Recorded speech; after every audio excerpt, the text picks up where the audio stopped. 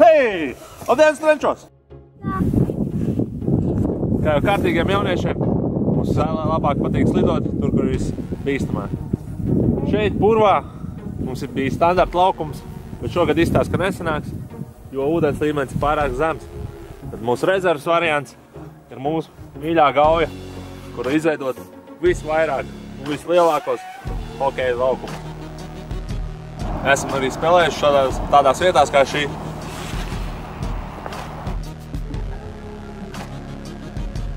Labākajām ledus kvalitātēm ir šeit.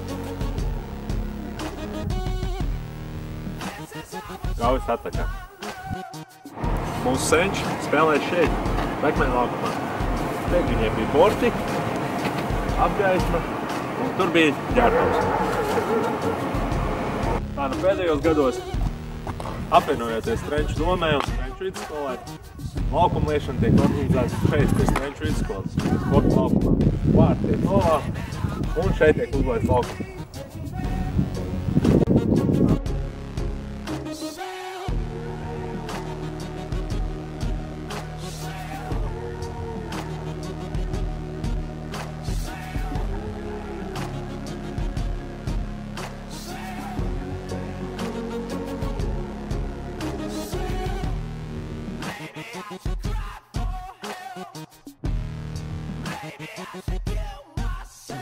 Strenču domas priekšsēdētāji Jāni Petersoni esmu vienojušies.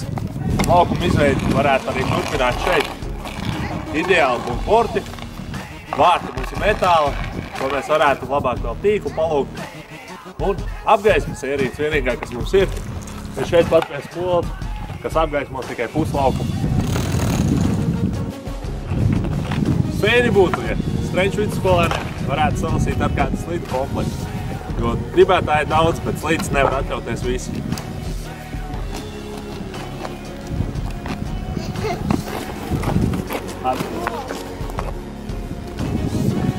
Laukums ir apmēram 20 metrus plats un 40 metru garš. Tā kā laukums ir arī ar asfaltu, ir iespējams nodarboties vasarā ar inline hokeju.